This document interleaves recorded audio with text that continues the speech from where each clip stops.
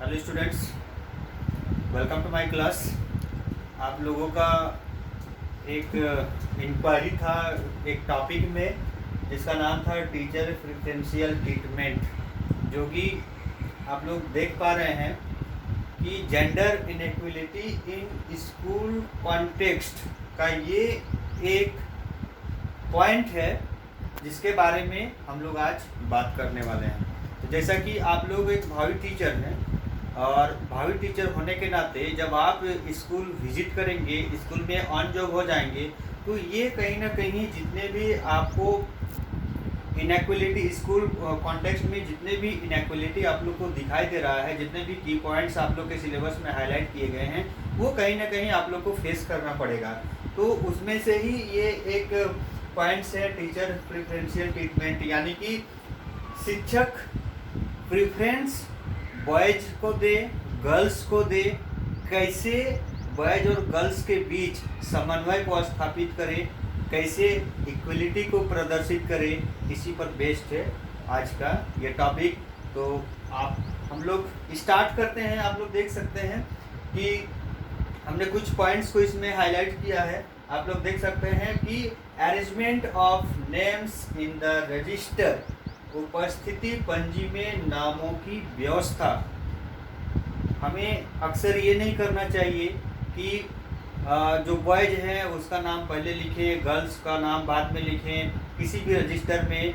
आज ये ट्रेंड बना हुआ है कि हम लोग बॉयज और गर्ल्स का नाम कहीं ना कहीं अल्फ़ाबेटिकल मेथड से लिखते हैं। तो ये ही एक उचित उपाय होनी चाहिए ताकि दोनों में हम लोग समानता को स्थापित कर सकें। और भी जितने भी रजिस्टर की बात आएगी, जितने भी रजिस्टर में बॉयज एंड गर्ल्स के नामों की चर्चा होगी, रजिस्टर में जो भी नाम इंडिकेट किए जाएंगे वो सभी में अल्फ़ाबेटिकल के रूल्स को अपनाना चाहिए, तभी हम जेंडर इनइक्वलिटी को स्कूल के संदर्भ में दूर कर सकते हैं। दूसरे पॉइंट में हम लोग आगे चलते हैं। आप लोग देख सकते हैं प्रोवाइडिंग जेंडर न्यूट्रल अरेंजमेंट, लिंग तटस्थ बैठने की व्यवस्था करना।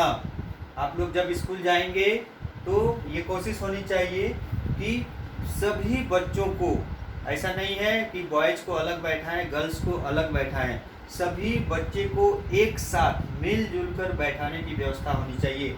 ये नहीं कि लिंग के आधार पर हम लोग अलग अलग रूपों में बैठने का अरेंजमेंट करें। चाहे स्कूल में क्लासरूम की ही बात हो या फिर क्लासरूम के बाहर की बात हो, हम लोग सभी में ऐसे कॉन्सेप्ट को विकसित करें ताकि लैंगिक समानता के भाव को हम लोग व्यक्त कर पाएँ। आगे हम लोग देख सकते हैं equal participation and opportunity in classroom activities, कक्षा में समान भागीदारी और अवसर सुनिश्चित करना। इसको हम लोग एक छोटा सा एग्जांपल देके समझ सकते हैं कि अक्सर हम लोग देखते हैं कि किसी भी काम के लिए हम लोग बॉयज को आगे लाते हैं, आगे बुलाते हैं। कोई भी काम हो जाए, अगर हम लोग एक रजिस्टर भी कहीं से लाना हो तो उसमें बॉयज को हाईलाइट करते हैं। तो ऐसा नहीं होना चाहिए किसी भी टीचर के साथ। मतलब जो टीचर फीमेल हैं, जो टीचर मेल हैं, सभी इक्वलिटी के गुणों को प्रदर्शित करना चाहिए। और हमें ऐसा एक माहौल तैयार करना चाहिए कि बॉयज हो या गर्ल्स, वो सभी काम को अच्छे से कर सकते हैं और सभी में आगे अपने आप को रख सकते हैं। आगे हम लोग देख सकते हैं अवेयरनेस ऑन हेल्थ एजुकेशन, स्वास्थ्य शिक्षा पर जागरूकता। हम लोग अक्सर ध्यान देते हैं कि लड़कों में कहीं ना कहीं स्वास्थ्य शिक्षा पर अधिक जागरूकता देते हैं, लेकिन ऐसा नहीं है। आज का जो डेट ऑफ प्रेजेंट है, हम लोग कहीं ना कहीं लड़कियों पे ज़्यादा स्वास्थ्य शिक्षा पर जागरूकता लानी चाहिए। दोनों में इक्वलिटी लानी चाहिए, स्वास्थ्य पर भी। ऐसे अनेक रूढ़िवादी जो पेरेंट्स हैं, उन सब के जो माइंड कॉन्सेप्ट हैं, हम लोग देख पाते हैं कि वे कहीं ना कहीं अपने बेटों, यानी कि अपने जो बॉयज हैं, बच्चे हैं, उसमें ज़्यादा स्वास्थ्य शिक्षा पर ध्यान देते हैं। तो ऐसा नहीं होना चाहिए, दोनों में सिमिलरिटी होनी चाहिए, दोनों में समानता होनी चाहिए। आगे हम लोग देख सकते हैं distributing learning materials and other facilities, समान रूप से शिक्षण सामग्री एवं अन्य सुविधा का वितरण। बहुत सारे ऐसे कॉन्सेप्ट हैं कि हम लोग स्कूल में देखते हैं कि ज़्यादातर बॉयज़ को ही अच्छे से अच्छे मटेरियल्स प्रोवाइड होता है, गर्ल्स को इसमें वंचित रखा जाता है। तो ऐसा नहीं है, हम लोग क्लास में हैं, दोनों को समान नज़र से अपने आप को देखना चाहिए, दोनों ही को उतनी ही भागीदारी सुनिश्चित करनी चाहिए जितना हम लोग एक बॉयज़ को देते हैं।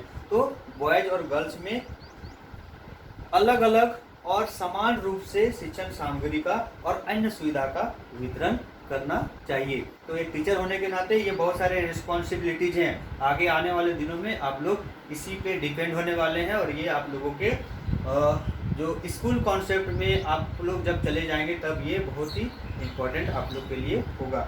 आगे हम लोग देख पा रहे हैं assessing role to the students irrespective of gender, लिंग को नज़रअंदाज करते हुए छात्रों को भूमिकाएं सौंपना। इस बारे में हमने थोड़ा बहुत ऊपर में भी इस पॉइंट के बारे में बात किया है। तो जैसे कि हम लोग बॉयज़ हो या गर्ल्स, किसी भी कोई भी काम के लिए दोनों को ही उतना ही स्थान देना चाहिए। ये नहीं कि गर्ल्स है, गर्ल्स को हम लोग कुछ काम नहीं कहें, बॉयज़ को ही उसमें हम लोग आगे लाएं, ऐसा नहीं होना चाहिए, कदापि नहीं होना चाहिए। क्योंकि दोनों को हम लोग एक अंदाज के साथ आगे बढ़ाने में हम लोग उसमें शामिल हो सकते हैं, तभी जाके हम लोग जेंडर जो इनइक्वलिटी है उसको स्कूल से ही कहीं ना कहीं हम लोग समाप्त कर सकते हैं। तो ऐसी जो व्यवस्था है, ऐसा जो इन्वायरमेंट है, वो हमें क्लासरूम से ही कहीं ना कहीं विकसित करना होगा।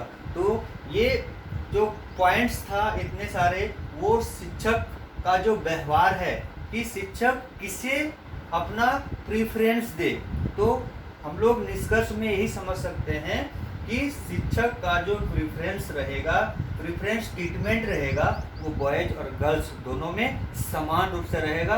दोनों को समन्वय स्थापित करके आगे बढ़ाना होगा, तभी जाके हम लोग स्कूल कॉन्टेक्स्ट में जो जेंडर इनइक्वलिटी है उसको कहीं ना कहीं हम लोग विकसित कर पाएंगे, और लैंगिकता को समान रूप से प्रदर्शित कर पाएंगे, और लैंगिक पहचान का जो रूप है समानता, लैंगिक पहचान में जो समानता का रूप है उसको कहीं ना कहीं विकसित कर पाएंगे। उम्मीद है आप लोग इस वीडियो के माध्यम से इसको अच्छे पूर्वक समझेंगे और अपना नोट्स भी तैयार कर लेंगे। तो इस वीडियो के साथ ही इतना ही, और थैंक यू।